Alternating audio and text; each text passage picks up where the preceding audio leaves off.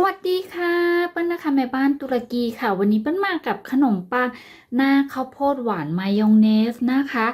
เนื้อขนมปังนะคะนุ่มมากๆค่ะแล้วก็ด้านบนนะคะเป็นข้าวโพดหวานกับมายองเนสวิธีทำไม่ยากเลยนะคะแต่ก่อนจะไปชมวิธีทำอย่าลืมกดติดตามนะคะจะได้ไม่พลาดวิดีโอใหม่ๆค่ะเดี๋ยวเราไปชมวิธีทำกันเลยนะคะใส่นมลงในอ่างผสมค่ะเกลือน้ำตาลทราย ไข่เราจะใช้ครึ่งฟองนะคะหรือ25 กรัมค่ะตีไข่ให้เข้ากันแล้วใส่ลงไปครึ่งหนึ่งค่ะน้ำมันพืชยีสต์จากนั้นผสมให้เกลือและน้ำตาลทรายละลายดีค่ะเมื่อเกลือและน้ำตาลทรายละลายดีแล้วแป้งทำขนมปังค่ะผสมหรือนวดจนเข้ากันดีสามารถใช้เครื่องผสมอาหารในการนวดแป้งโดได้นะคะจากนั้นเราจะนวดจนแป้งโดเนี่ยเนียนแล้วก็ยืดหยุ่นดีนะคะแป้งแฉะเล็กน้อยนะคะตอนนี้นะคะก็นวดจนแป้งเนี่ยรวมตัวเป็นก้อนนะคะแล้วก็ร่อนออกจากโถดีแล้วนะคะจากนั้นนะคะเราจะรวบแป้งให้เป็นก้อนแล้วพักแป้งนะคะระยะเวลาพักแป้งอยู่ที่ประมาณ1 ชั่วโมงทั้งนี้ขึ้นอยู่กับอุณหภูมิห้องของแต่ละบ้านด้วยนะคะอากาศร้อนอาจจะใช้เวลาไม่ถึง1 ชั่วโมงอากาศเย็นอาจจะใช้เวลามากกว่า1 ชั่วโมงดูให้แป้งขึ้นเป็นเท่าตัวใช้ได้ค่ะพักแป้งค่ะ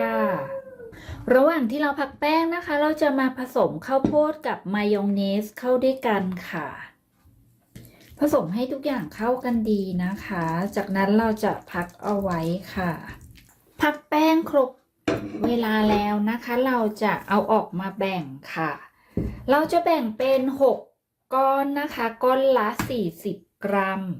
เมื่อแบ่งแป้งครบ6 ก้อนแล้วนะคะไล่ลมค่ะจากนั้นคลึงให้เป็นก้อนกลมค่ะเมื่อคลึงแป้งเป็นก้อนกลมครบหมดแล้วนะคะทั้ง6 ก้อนนะคะจากนั้นคลุมผ้าค่ะพักเอาไว้ให้กลูเตนคลายตัวนะคะประมาณ 15-20 นาทีค่ะพักแป้งค่ะตอนนี้พักแป้งครบเวลาแล้วนะคะเราจะเอามารีดขึ้นรูปกันรีดแป้งค่ะให้เป็นวงกลมประมาณ 10-12 เซนค่ะเมื่อได้เป็นแผ่นกลมแบบนี้แล้วนะคะวางเรียงบนถาดอบค่ะตอนนี้ก็รีดแป้งวางเรียงบนถาดอบทั้งหมดแล้วนะคะ6 ชิ้นจากนั้นนะคะใช้แก้วค่ะใช้ก้นแก้วแบบนี้นะคะจุ่มแป้งนะคะแล้วกดลงไปบนแป้งที่เรารีดนะคะกดเบาๆค่ะ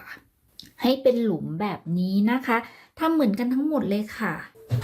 เมื่อกดทำหลุมเรียบร้อยแล้วนะคะใช้แปรงค่ะปัดเศษแป้งออกเบาๆนะคะจากนั้นนะคะตัก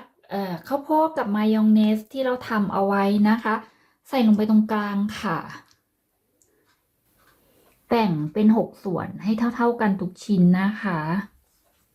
เมื่อเราใส่ข้าวโพดและมายองเนสเสร็จหมดแล้วทั้ง6 ชิ้นนะคะจากนั้นเราจะพักให้แป้งขึ้นเป็นเท่าตัวค่ะระยะเวลาพักแป้งอยู่ที่ประมาณ 40-60 นาทีนะคะทั้งนี้ขึ้นอยู่กับอุณหภูมิห้องของแต่ละบ้านด้วยค่ะพักแป้งค่ะตอนนี้ก็พักแป้งครบเวลาแล้วนะคะแป้งขึ้นมาเท่าตัวเรียบร้อยแล้วค่ะก่อนนำเข้าอบเราจะทาไข่ตรงด้านขอบค่ะทาบางๆให้ทั่วค่ะเมื่อทาไข่เสร็จเรียบร้อยแล้วนะคะด้านบนเราจะตกแต่งด้วยข้าวโพดเล็กน้อยนะคะแล้วก็ออริกาโน่ค่ะเมื่อตกแต่งเรียบร้อยแล้วนะคะนำขนมปังเข้าเตาอบได้เลยค่ะอบสุกออกมาแล้วนะคะสีสวยน่าทานมากจากนั้นนะคะ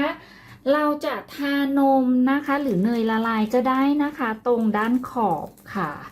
ทาทันทีที่ออกจากเตาเลยนะคะรอให้ขนมปังเย็นสนิทเป็นอุณหภูมิห้องนะคะก่อนที่จะจัดเก็บค่ะ